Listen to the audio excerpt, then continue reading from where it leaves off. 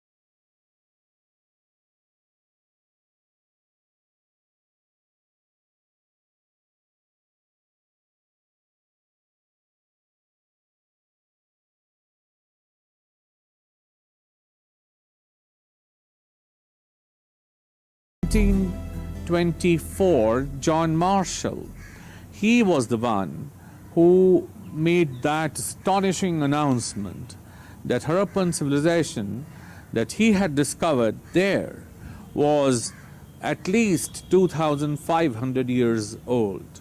Now that was a big surprise for all those people who first thought that Harappan civilization and Indian civilization could not have been as old as the West Asian or any other civilization, as the Mesopotamian civilization or the Egyptian civilization or even as the Cretan civilization. They were all surprised. The Indus Valley Civilization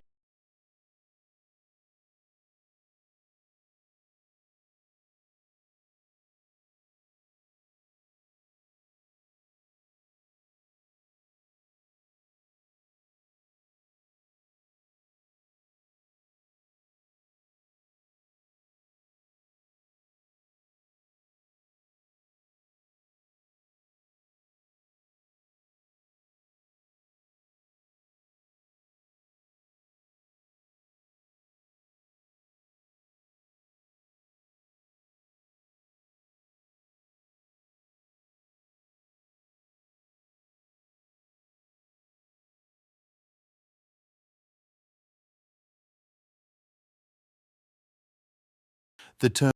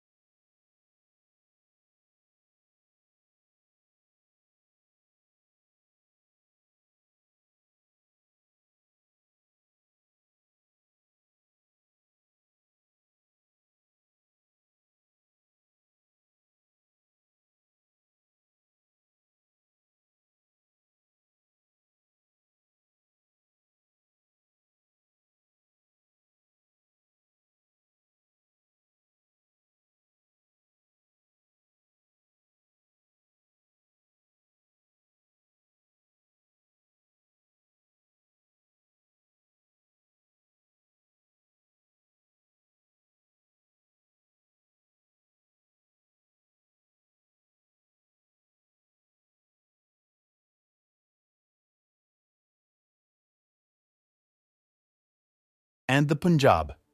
He dated the Harappa ruins to a period of recorded history, erroneously mistaking it to have been described earlier during Alexander's campaign. Masson was impressed by the site's extraordinary size and by several large mounds formed from long existing erosion. 2 years later, the company contracted Alexander Burns to sail up the Indus to assess the feasibility of water travel for its army. Burns, who also stopped in Harappa, noted the baked bricks employed in the site's ancient masonry, but noted also the haphazard plundering of these bricks by the local population. Despite these reports, Harappa was raided even more perilously for its bricks after the British annexation of the Punjab in 1848-49. A considerable number were carted away as track ballast for the railway lines being laid in the Punjab. Nearly 160-kilometre, 100-metre of railway track between Multan and Lahore, laid in the mid-1850s, was supported by Harappan bricks. In 1861, 3 years after the dissolution of the East India Company and the establishment of Crown rule in India, archaeology on the subcontinent became more formally organised with the founding of the Archaeological Survey of India. Archaeological work in Harappa thereafter lagged until a new Viceroy of India, Lord Curzon, pushed through the Ancient Monuments Preservation Act 1904 and appointed John Marshall to lead the ASI. Several years later, Hiranand Sastry, who had been assigned by Marshall to survey Harappa, reported it to be of non-Buddhist origin and by implication more ancient. Expropriating Harappa for the ASI under the Act, Marshall directed ASI archaeologist Dayaram Sahni to excavate the site's 2 mounds. Farther south, along the main stem of the Indus in Sindh province, the largely undisturbed site of Mohenjo-Daro had attracted notice. Marshall deputed a succession of ASI officers to survey the site. These included D.R. Bhandakar, 1911, R.D. Banerjee, 1919, 1922, 1923, and M.S. Vats, 1924. In 1923, on his second visit to Mohenjo-Daro, Banerjee wrote to Marshall about the site, postulating an origin in remote antiquity and noting a congruence of some of its artifacts with those of Harappa. Later in 1923, Vats, also in correspondence with Marshall, noted the same more specifically about the seals and the script found at both sites. On the weight of these opinions, Marshall ordered crucial data from the 2 sites to be brought to one location and invited Banerjee and Sahni to a joint discussion. By 1924, Marshall had become convinced of the significance of the finds and on 24 September 1924 made a tentative but conspicuous public intimation in the Illustrated London News. Not often has it been given to archaeologists, as it was given to Schliemann at Tiryns and Messini, or to Stein in the deserts of Turkestan, to light upon the remains of a long-forgotten civilization. It looks, however, at this moment as if we were on the threshold of such a discovery in the plains of the Indus. The cities of the ancient Indus had social hierarchies, their writing system, their large planned cities, and their long-distance trade, which marked them to archaeologists as a full-fledged civilization. The mature phase of the Harappan civilization lasted from c. 2600, 1900 BCE. With the inclusion of the predecessor and successor cultures, early Harappan and late Harappan, respectively, the entire Indus Valley civilization may be taken to have lasted from the 33rd to the 14th centuries BCE. It is part of the Indus Valley tradition, which also includes the pre-Harappan occupation of Mehrgarh, the earliest farming site of the Indus Valley. The ruins of Mohenjo-Daro were found in the early 20th century. Since then, archaeologists have worked hard to put together the pieces of this ancient puzzle. They believe the city was built around 2600 BCE. That would make it the oldest known civilization of the Indian subcontinent. Mohenjo-Daro was built around the same time as the Great Pyramids of Egypt. It's the most well-preserved city of the Indus civilization. Today, visitors can still see what's left of streets and homes built from baked brick. Experts think up to 40,000 people may have once lived in Mohenjo-Daro. The city was split into 2 sections. People today call these the Citadel and the Lower Town. The city included a 900 square foot Great Bath and about 700 wells. These were part of a water system that enabled homes to have their own baths and toilets. The ruins of this ancient city hold many interesting clues about the people who lived there. But archaeologists are just as interested in what may be missing from the location. They haven't found any religious or government buildings. What does this mean? Experts think the people who lived there may have been part of a largely egalitarian society. What happened to Mohenjo-Daro? That's a mystery. experts name a few possibilities. First, there are signs of flooding in the ancient city. An overflowing Indus River could have hurt the civilization. This would have forced people to move elsewhere. A second theory is also connected to the Indus River. Experts believe that when Mohenjo-Daro was built, it was on the banks of the waterway. Over time, though, the path of the river changed.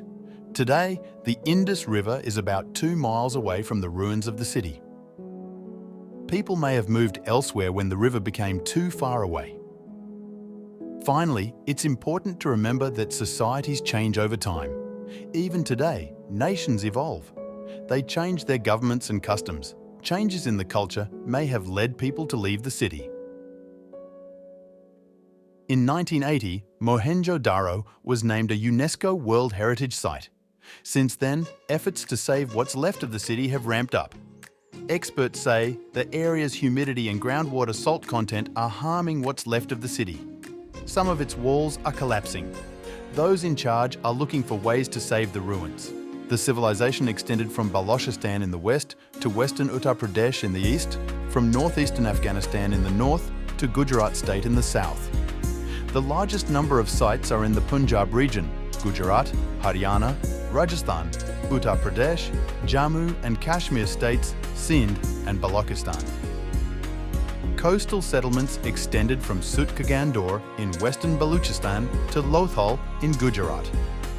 An Indus Valley site has been found on the Oxus River at Chotugai, in the Gomal River Valley in northwestern Pakistan, at Manda, Jammu on the Beas River near Jammu, and at Alamgirpur on the Hindon River, only 28 km from Delhi. The southernmost site of the Indus Valley civilization is Daimabad in Maharashtra. Indus Valley sites have been found most often on rivers, but also on the ancient seacoast, for example, Balakot, Kot Bala, and on islands, for example, Dolavira. Skip to main content. Main content overview, the Indus River Valley Civilization, 3300-1300 BCE, also known as the Harappan Civilization, extended from modern-day northeast Afghanistan to Pakistan and northwest India. Important innovations of this civilization include standardized weights and measures, seal carving, and metallurgy with copper, bronze, lead, and tin. Little is understood about the Indus script, and as a result, little is known about the Indus River Valley Civilization's institutions and systems of governance. The civilization likely ended due to climate change and migration. Geography and time frame. In 1856, British colonial officials in India were busy monitoring the construction of a railway connecting the cities of Lahore and Karachi in modern-day Pakistan along the Indus River Valley. As they continued to work, some of the labourers discovered many fire-baked bricks lodged in the dry terrain. There were hundreds of thousands of fairly uniform bricks, which seemed to be quite old. Nonetheless, the workers used some of them to construct the roadbed, unaware that they were using ancient artefacts.